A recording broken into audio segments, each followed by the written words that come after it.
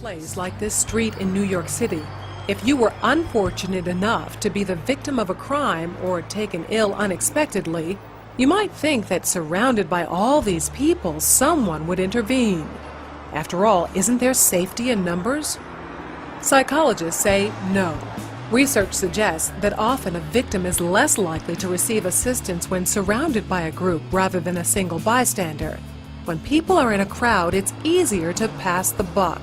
It's what psychologists call the diffusion of responsibility.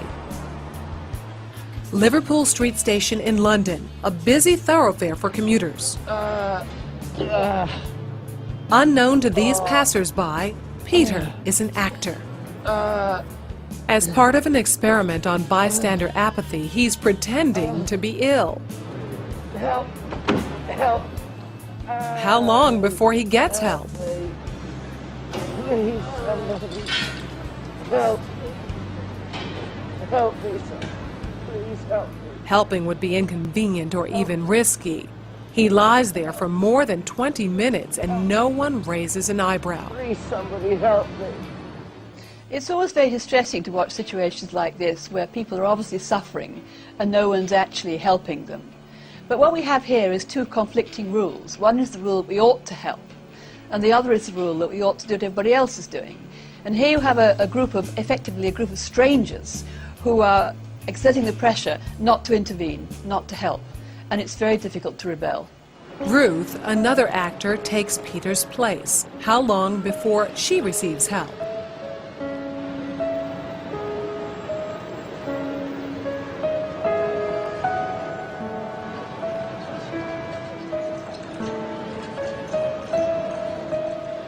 Four minutes later, and 34 people have passed without stopping. Well, people don't really want to know. They just haven't got the time. Well, they have got the time, they just don't want to get involved. Unwittingly, these strangers have silently formed a temporary group with a rule: don't get involved. They're afraid to stand out from the crowd and won't take action if no one else does. This woman has clearly spotted Ruth, but she conforms to the rule and does nothing. Watch what happens, though, when someone else helps. You alright? You alright? Yes, thank you. Sure, you look a bit clicky, you know what I mean? She suddenly finds herself in a different group with a new rule: to help. You want to sit up? She don't look well, does she? You alright, yeah? What's wrong? First I thought she was dead. Then I sort of checked to see if she was breathing or not. And I looked around and I couldn't believe that no one had noticed her, because there was a bloke sat there just absorbed in reading a newspaper. This time, Peter's dressed as a respectable gentleman. Now that his dress is in keeping with those around him, how long before he's rescued? Hello, sir.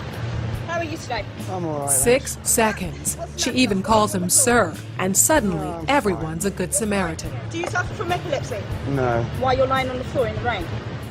Because he's part of the right group. Everyone wants to help. I would just hate to be in his position of feeling ill and nobody helping and walking past, so I'd just like to check that he was okay. And I thought, well, it's wet, so he must really be ill because he's going to ruin his suit anyway.